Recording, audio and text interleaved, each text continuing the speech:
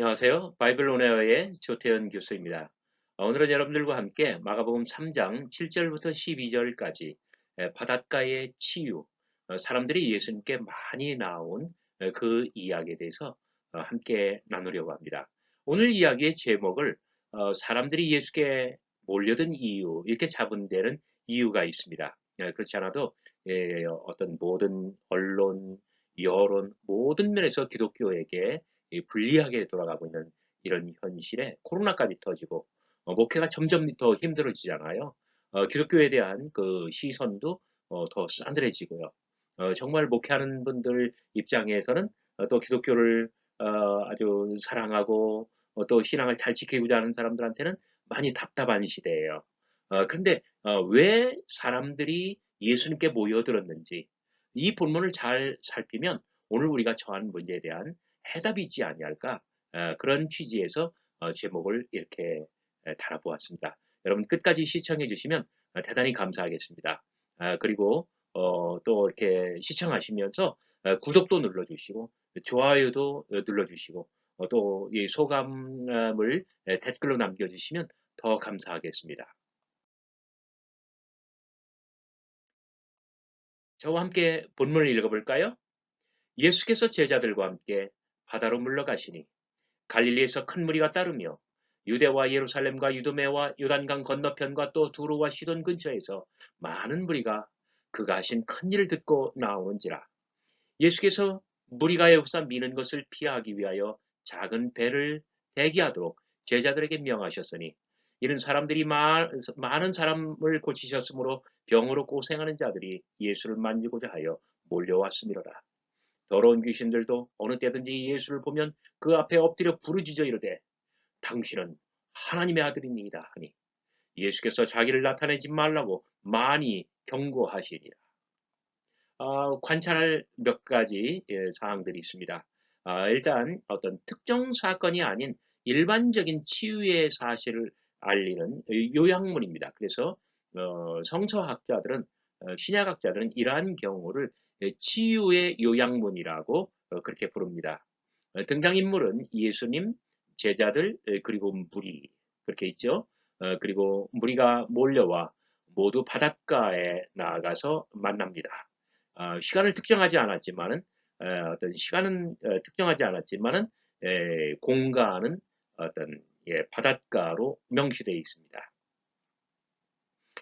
마가복음 초입에서 바다와 바닷가는 여러 번 나오고 있네요. 1장 16절 해변으로 가시다가라고 번역을 했습니다만은 다른 모든 곳에서는 바닷가라고 번역을 했어요. 1장 16절에 해변이라고 번역한 것은 따라서 어떤 일관성에 위반되기 때문에 저희 성서학 전공자들은 별로 환영하지 않습니다.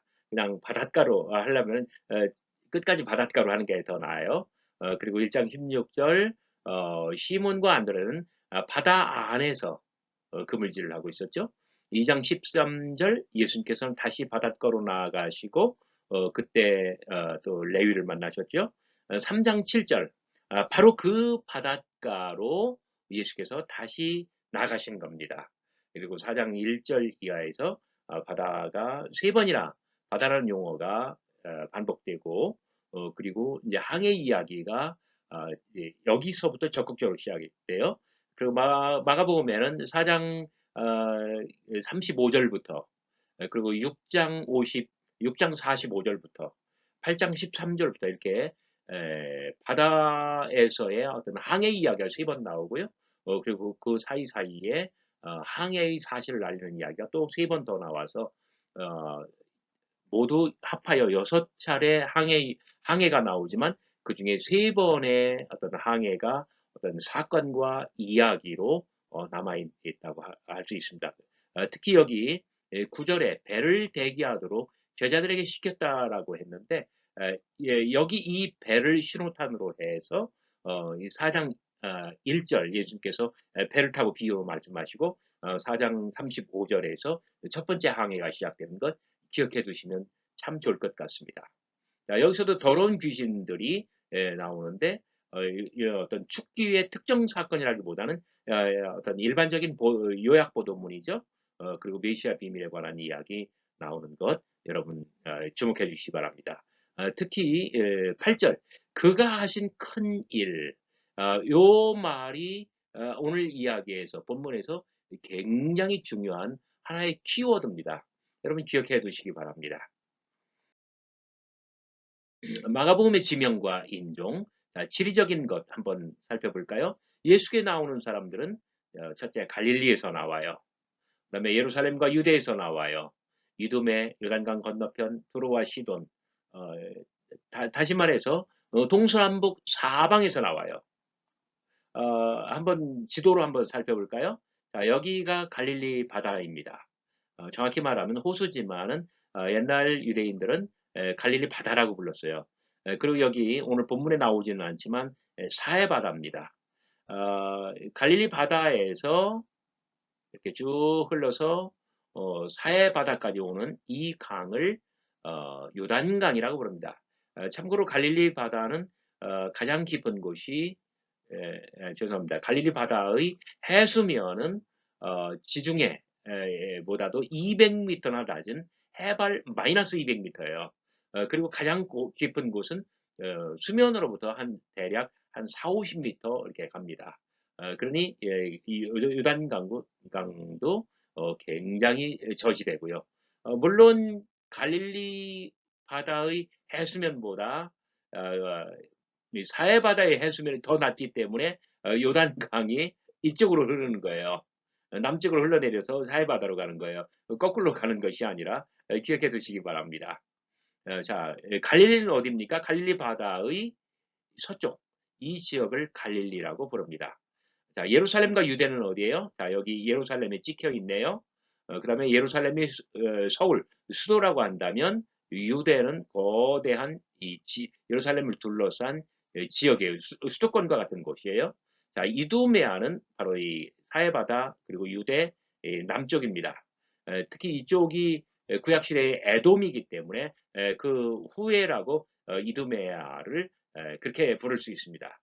자, 요단강 건너편, 영어로는 트랜스조던이라고 부르고 우리말 성경에서는 요단 건너편 또는 요단강 건너편 그렇게 나와 있습니다. 자, 요단강이 여기이기 때문에 요단강 건너편이라고 할 때는 오늘날 요르단 지역을 말하는 것입니다.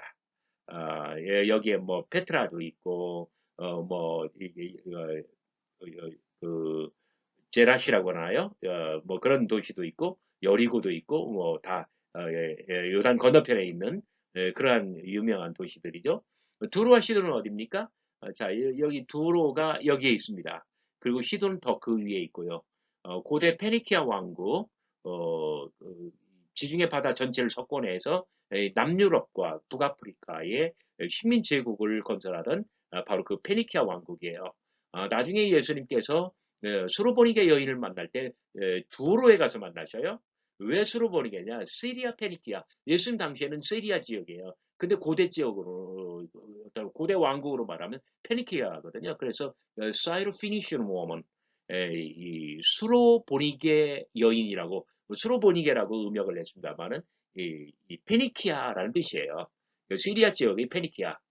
그러니까 이 두로와 시돈이 고대 해상왕국, 그다음에 대제국 가장 강성했던 대제국 페니키아의 수도였기 때문에 그렇게 수로보니게 이렇게 이야기한 거고요. 수로보니게 여인을 두로에 가서 만나신 거예요. 자, 두로와 시도는 북방에 있는 해변 도시 페니키아의 고도라고 생각하시면 되겠습니다.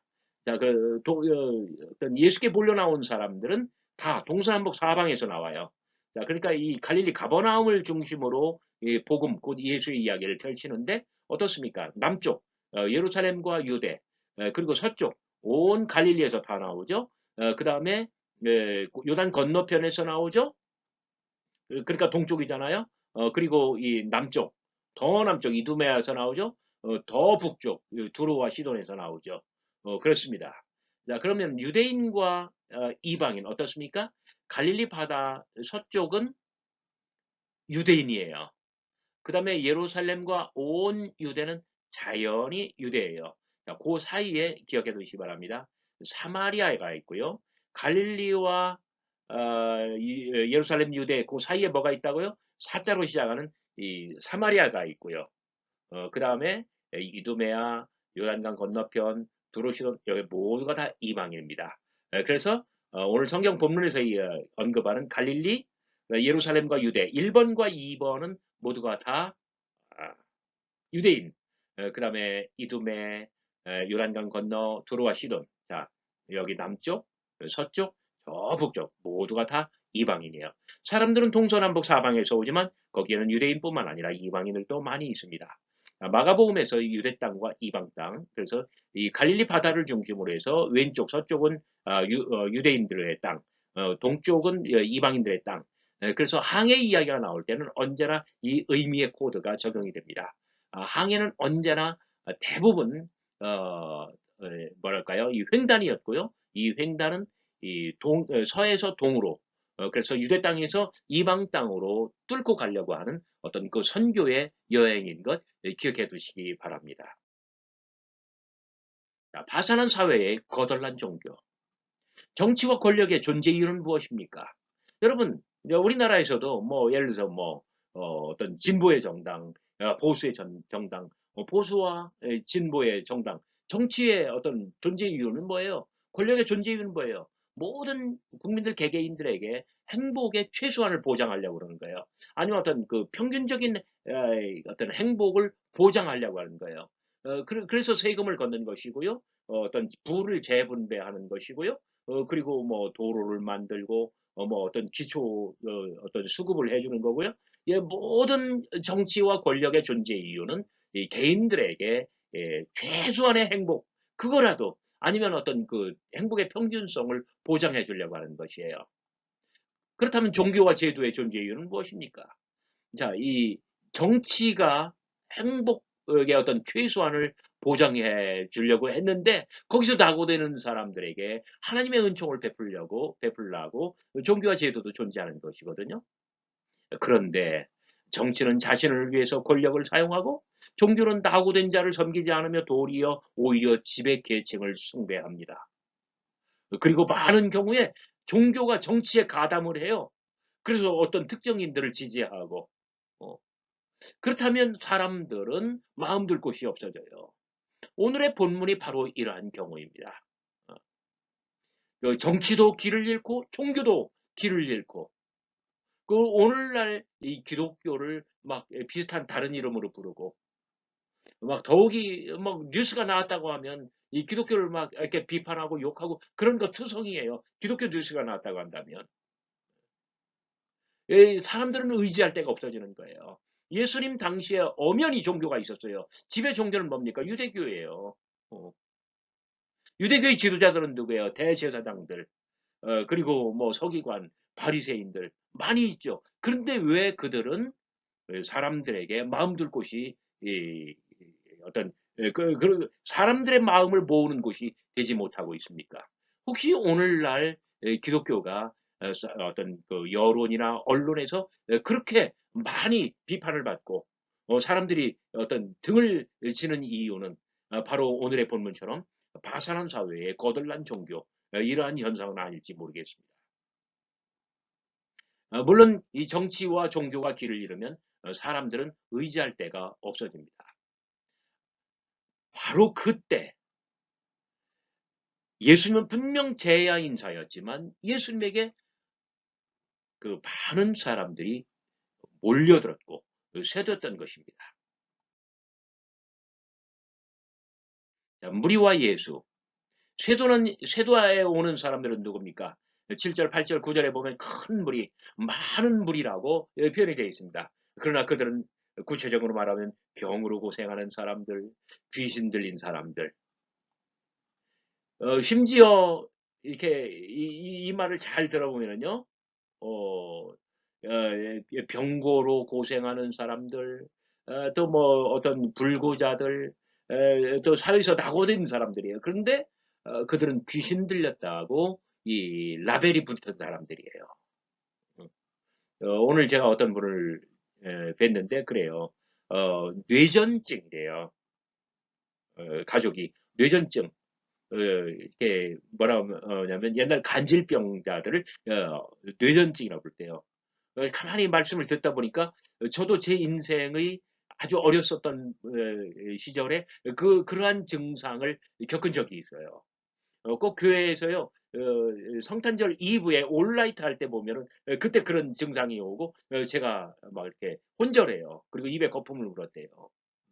그걸 새벽 막 한 4시 따뜻하게 몸을 보존해 주고 잘 그렇게 하면 또 깨어났대요. 중학교 중학교 3학년 때와 고1 2년 동안 제가 그런 증상을 많이 겪었어요. 근데 오늘날은 이러한 것들이 뭐냐면은 어떤 그 약물 치료로 다 가능하다는 거예요. 그런데 이러한 현상, 간질병, 오늘날은 뇌전증이라고 부르는데 그러면은 귀신 들린 거로 판단하고 그렇게 했어요. 근데 요즘은 정신과로 가지 않고 신경과로 간다는 거예요. 약물 치료로 된다는 거예요. 여러분 귀신 들렸다라는 것이 어떤 특정한 현상을 일컬어요. 분명히 그의 귀신 들림의 현상이 있어요. 그래서 예수님도 귀신을 쫓아내 주신 거예요. 근데 오늘 현대 의학으로 볼 때 사람들이 귀신 들렸다라고 하는 것.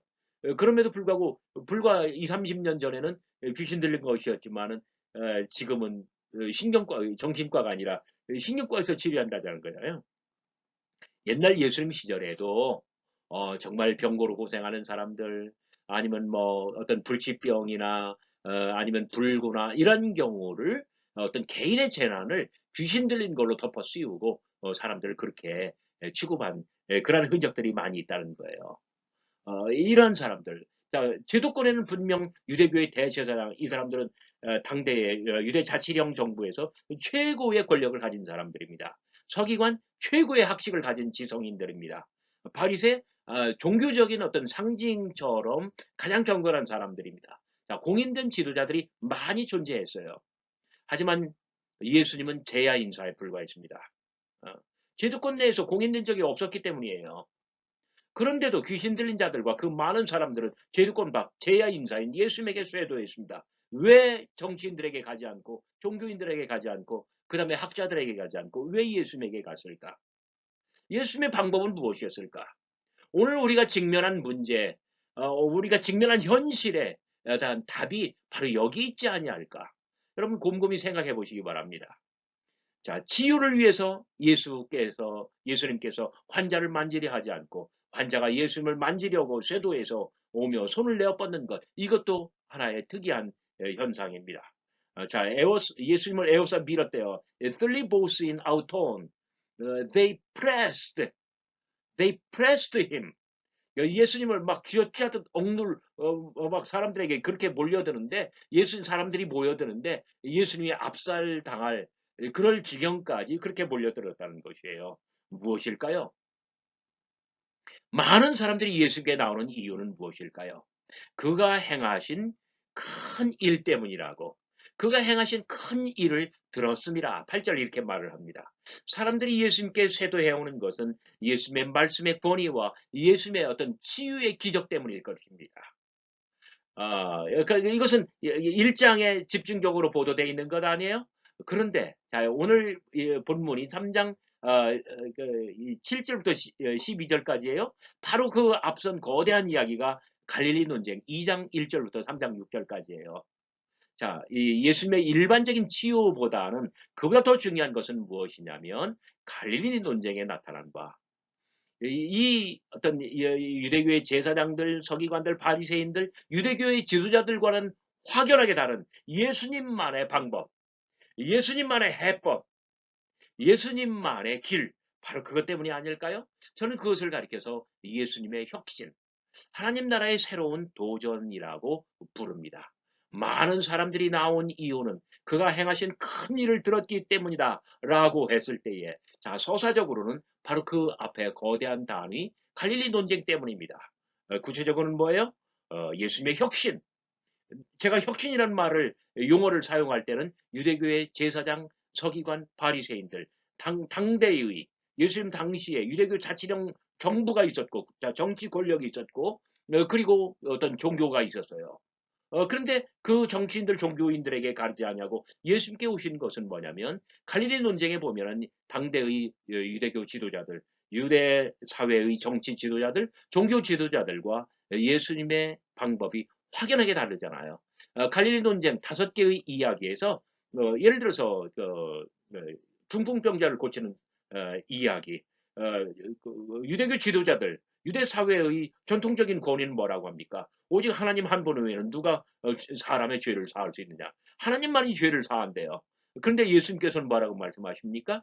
2장 7절이 그들의 견해라고 한다면 2장 10절이 예수님의 견해예요.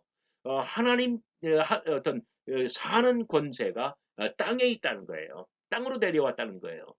그러면 그 다섯 개의 모든 이야기에서 유대인들, 유대교 지도자들의 어떤 그 해법, 그들의 관점, 그들의 어떤 소위 정론, 정설이라고 하는 것을 파란색 볼펜으로 밑줄을 그어 보시고요. 2장 10절 같은 예수님의 해법을 빨간색으로 밑줄을 그어봐요. 그러면 제도권 유대교의 어떤 제사장, 서기관, 바리새인들, 이 종교와 정치의 지도자들이 하는 이야기는 전통적인 견해예요. 거기에 비해서 예수님의 어떤 해법, 붉은색으로 밑줄 그은 다섯 개의 모든 이야기를 그렇게 해보세요. 거기에는 예수의 혁신이 있어요. 그것은 하나님 나라의 새로운 도전입니다. 확연하게 차이가 나요. 사람들이 그들에게 가지 않고 예수님에게 온 이유는 무엇입니까? 빨간색 밑줄 때문에 그렇다는 거예요. 꼭 해보시기 바랍니다. 자, 구체적으로 말해봅시다. 사람들은 왜 예수께 왔을까요? 도무지 무엇이 혁신입니까? 하나님 나라의 도전은 무엇입니까? 사람들은 왜 예수께 세도하고 세도했고 그리고 예수님을 압살시킬 만큼 그렇게 모여들며 어찌 열광했느냐 말이에요. 자, 구체적으로 예수님에게는 뭔가 새로움이 있었기 때문입니다. 사람이 죄를 사하면 세상은 하나님의 용서와 하나님의 어떤 사람들의 화해로 가득한다는 거예요. 자, 뭐예요? 하나님께만 어떤 죄 사함의 권세가 있다라고 아무도 용서하지 아니하면 인간 사회에는 어떤 하나님의 어떤 사하시는 용서가 없고 그리고 사람들 사이에도 화해가 없어요. 자, 예수님에게는 분명 저들에게 없는 새로움이 있어요. 자, 그렇다고 새로운 것은 모두가 다 오를까요? 예수님의 새로움은 언제나 옳은 것이에요. 하나님 나라의 밥상에 세리와 죄인들이 초청이 됩니다. 이것이 바로 옳은 것이에요. 우리 기독교의 역사를 한번 살펴봅시다. 불과 뭐 아주 최근 1, 20년 전 이야기예요. 누가 뭐 어떤 유명한 목사님이 청바지를 입고 나와서 예배를 인도해요.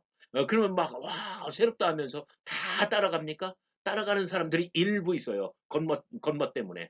근데 대부분의 목사님들은 안 따라갔어요. 그냥 그 정장에 가운을 입고 해요. 그게 더 오를 수 있어요. 자, 새로운 것이 좋을 수 있어요. 그런데 새로울 뿐만 아니라 옳아야만 합니다. 어떤 진실되어야만 한다는 이야기예요. 그 다음, 오를 뿐만 아니라 그것이 바로 좋습니다. 함께 먹는 것은 천국의 혼인잔치와도 같고, 바로 이 밥상에서 예수님과 함께 나누는 식탁에서 하늘과 땅이 하나가 되고 천지간의 혼례가 이루어지잖아요. 하나님과 세상이 만나고, 하늘과 땅이 만나고, 어떤 천지인이 여기서 하나가 되고 새로운 생명을 잉태하는 어떤 거룩한 그 어떤 생명의 현상이 나타나잖아요. 자, 오를 뿐만 아니라 바로 그것이 하나님의 나라이기 때문에 바로 여기에 하나님 예수 그리스도의 혁신이 있고 사람들이 모여드는 그런 어떤 그 모티브가 여기에 존재한다는 거예요. 사람이 심지어 안식일과 종교의 주인이 되고 안식일조차 선한 노동과 생명의 거룩한 잔치가 된단 말이에요. 바로 이러한 점들이 어떤 사람들이 예수께 몰려드는 그러한 해법이었다는 거예요. 자, 예수님에게는 새로움이 있습니다. 새로울 뿐만 아니라 옳습니다. 옳을 뿐만 아니라 모든 사람에게 좋습니다.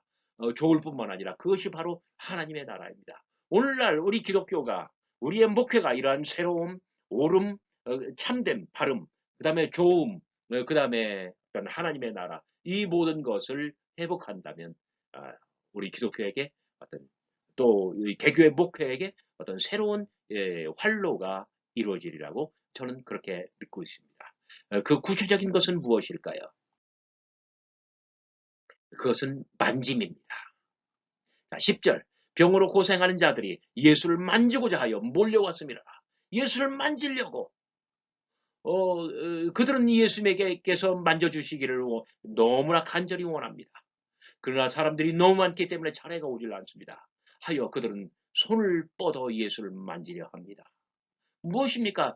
예수의 치유는 만짐을 통해서 이루어졌습니다. 이제는 사람이 예수를 만지려고 합니다. 예수께서 환자를 만지든 환자가 예수를 만지든 진정한 만짐은 어루만짐이며 이것은 보듬음이며 그들의 마음을 어루만지고 그들의 삶을 보듬어주고 인생을 격려해주고 바로 이것이 치유라는 거예요. 자, 앞선 이야기에서 한편 손 마른 사람 하필이면 왜 손이었습니까? 앞으로도 마가복음에서 손 이야기는 많이 나올 거예요. 손을 대는 자는 다 나음을 입으리라. 자, 그 혈루증 여인 마가복음 5장 24절부터 34절까지요. 그는 예수 몰래 군중 사이에 나타나 뒤로 숨어 들어가서 예수 등 뒤에서 예수의 옷을 만집니다. 왜 손을 만져주었습니까? 어, 아픈 사람 예수께 나와서 손을 내밀어 예수를 만지고 그리고 치유를 얻으라고. 그리고 주변에 아픈 사람들에게 그를 불쌍히 여기서 손을 내밀어 저들을 어루만지라고. 바로 이 손이 되어야 됩니다. 오늘날 기독교는 어루만지는 손이 되어야 됩니다.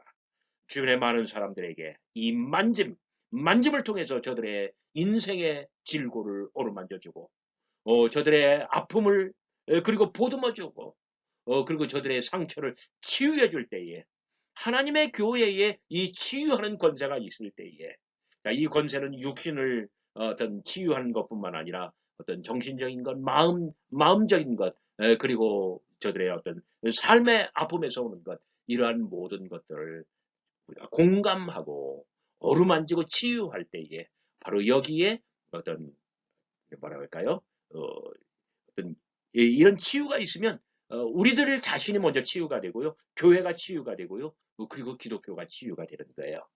그러면 사람들이 다시금 교회로 몰려오고 기독교로 몰려오고 하나님의 말씀을 들으려고 하고 또 치유를 받으려고 하고 한다고 저는 오늘 본문에서 그러한 교훈을 깨닫습니다. 자, 오늘의 마지막 페이지입니다. 배를 준비시킨 이유. 사람의 배도 아니고요, 먹는 배도 아닙니다. 이렇게 물 위에서 바다나 호수에서 타는 배입니다. 자, 손을 내어 뻗는 것은 병자의 바람과 희망이지요. 그것은 압력이며 압박이 되었습니다. 사람들은 쇄도했고 에워싸 밀어붙이며 예수를 극단적으로 강하게 압박했습니다. 정상적인 만짐과 치유는 이미 불가능해졌잖아요. 9절 그래서 예수님께서는 물러나며 배를 준비시키셨습니다. 여기 배가 이야기에 마가복음에 처음 등장했네요. 앞으로 이 배는 장차 마가복음에 빈번히 등장하며 여러 가지 어떤 기능을 수행할 것입니다. 예수님과 제자들을 실어서 건너편으로 이송하기도 하고요. 사람들에게 비유로 말씀하실 때 어떤 설교단처럼 쓰기도 하고요. 그리고 결정적으로 제자들이 오해와 실패의 나락으로 함정으로 수렁으로 빠질 때 이 배가 또 작용하는 것, 여러 가지 어떤 기능이 있어요.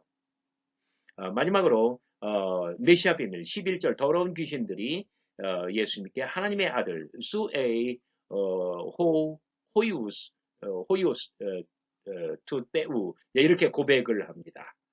그러면 예수님께서는 그 입 다물라 침묵의 명령을 내리시죠. 일명 메시아 비밀의 문학적인 장치입니다. 이런 현상이 나올 때마다 더러운 귀신들은 파란색 형광펜으로 덮고요. 하나님의 아들 칭호는 붉은색 네모로 이렇게 테두리를 만드시고요. 침묵의 명령은 보라색 밑줄로. 메시아 비밀의 문학적인 장치는 세 가지로 나타납니다. 첫째, 여기와 같이 어떤 침묵의 명령. 두 번째, 비유로 말씀하심. 세 번째, 제자들의 오해. 오늘 긴 영상 끝까지 함께 시청해 주신 여러분들에게 감사드립니다. 여러분 안녕히 계십시오.